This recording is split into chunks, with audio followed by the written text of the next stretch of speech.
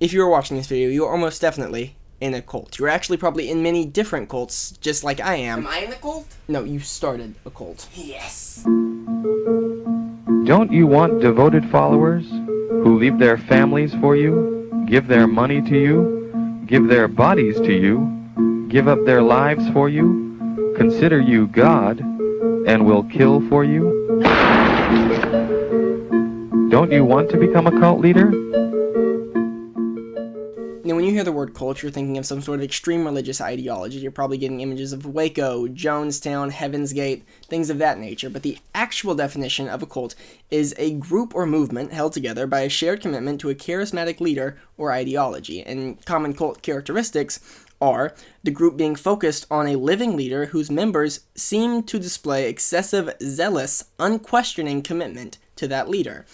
And when you think of a cult in this sense, the definition expands and the horizons for what could be considered a cult expand dramatically. But this doesn't answer why you are in a cult. Why would you ever join a cult? You aren't that kind of person. Well, what drives a person to join a cult? It's the same thing that's always driven anybody to join anything. They're searching for love and acceptance from a community of some sorts. They want to feel like they are a part of something.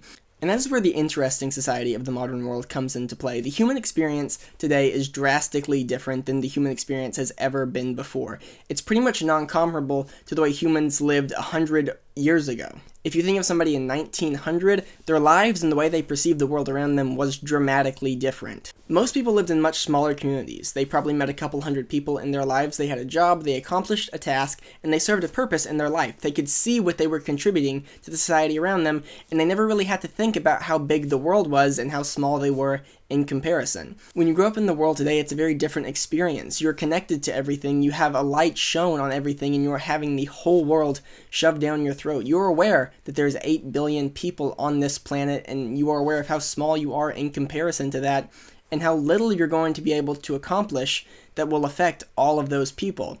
And even just on a smaller scale than that, you're aware of how the society around you functions and what's required for that to function, and you can see that if you weren't a cog in that machine, there would be another person who became that cog and filled your place.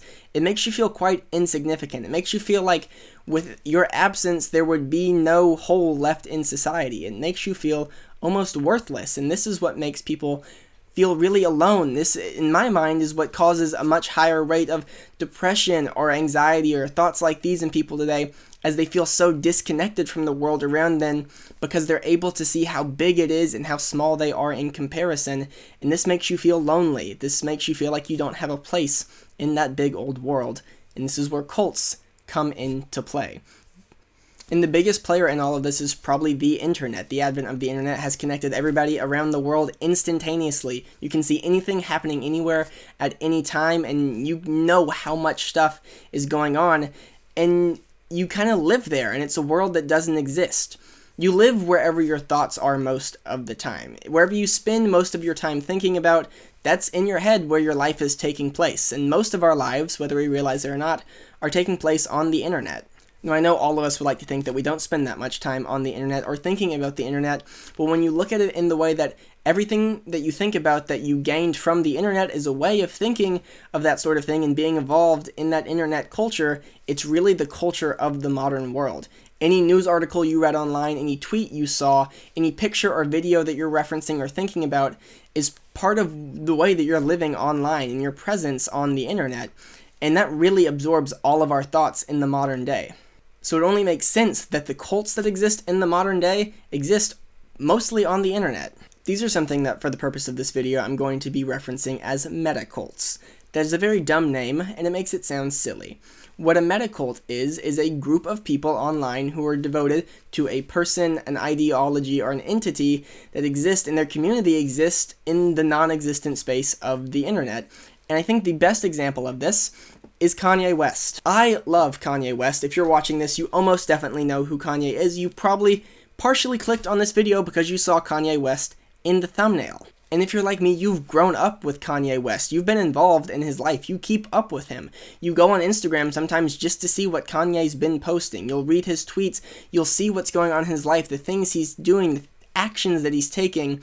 and you think about those things. You involve them in your daily life. You listen to his music. You're involved in the culture that he's creating. A lot of people dress in a way that is affected by how Kanye dresses. He sets trends for people in his community. People are devoted to him. When he does something wrong, people will defend him. Even if not publicly, they'll justify his actions in their mind because they're devoted to this person and want to still believe that this person is somebody they can follow. So they just allow themselves to believe that he is.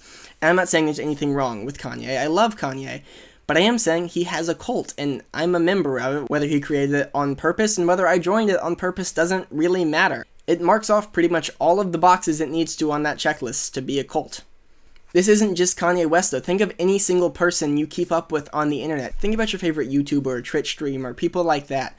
You watch their videos, you see the things they're wearing, you see the things they're doing, you pick up those hobbies, you start wearing clothes like that, you start listening to that music. You'll structure your life around when that person is streaming.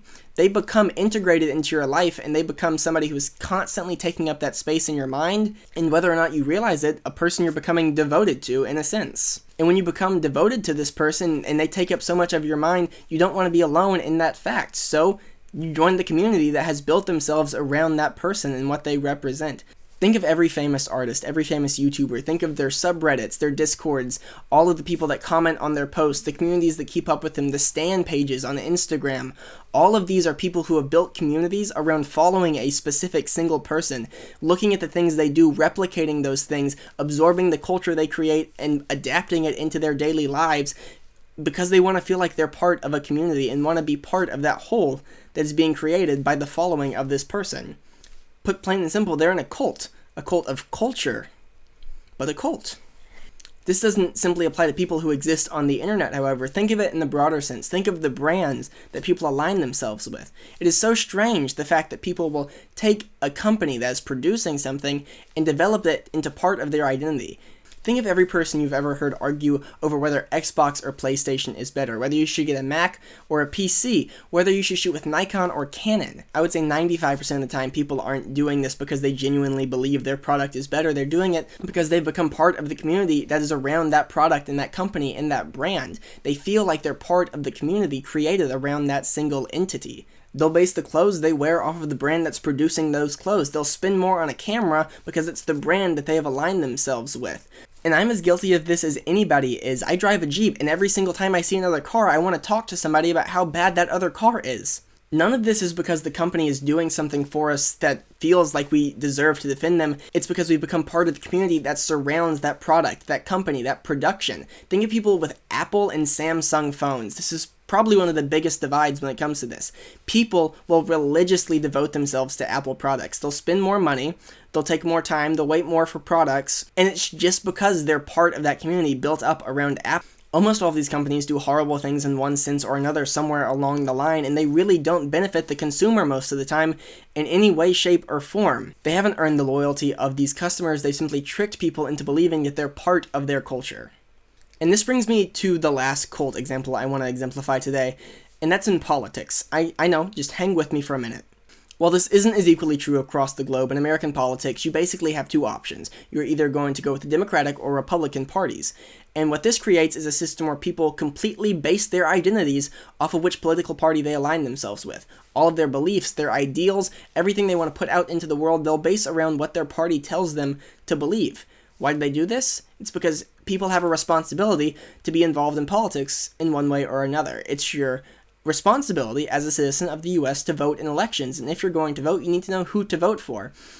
And the two-party system allows people to not have to worry about what these people believe or do. It simply puts a red or blue background in their campaign ads, and people know everything they need to know. And this inspires unbelievable division in the United States, in the culture as a whole. People base everything, the artists they listen to, the clothes they wear, off of the political party that they are involved with. They don't even know the politicians half the time. They don't know what they believe in. They know what group that they are supposed to be aligned with, and so they agree or disagree with that person. I know individual people who have never met each other, but who think they hate one another because they know they're from different political parties. This creates a system where you can simply identify somebody by what group they back. You can hate somebody and be completely devoted to something based on the way in which a group tells you to think. That is, without a doubt, a cult.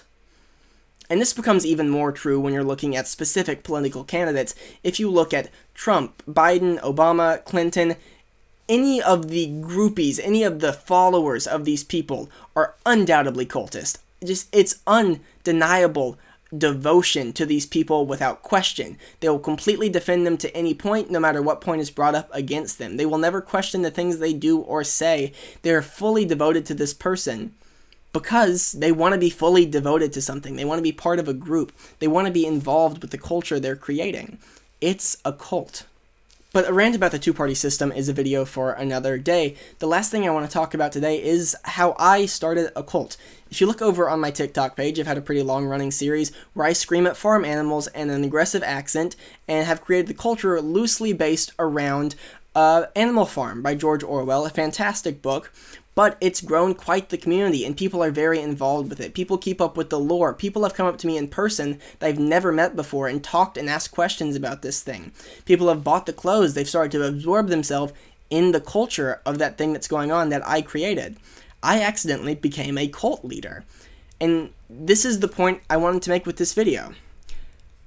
I don't think that's a bad thing. And I don't mean this in the sense that I like it. I'm a little attention whore. I want this to happen to me. I mean, I don't think it's bad, the community that I've created. I don't think people are worse off for being a part of it. And I think that can be said for a lot of these different organizations and institutions.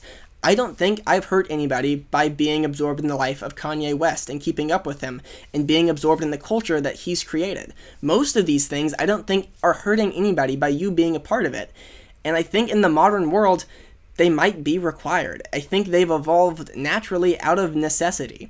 In this world that makes people feel empty, purposeless, and just searching for something to give them fulfillment, these things naturally became part of this world that we live in to fill that void, to give that to people, and that's not a bad thing. If you're part of a culture, if you're part of a group that is surrounding a person and it's making you happy, it's making you feel fulfilled, like you have a community to be with, there's nothing wrong with that.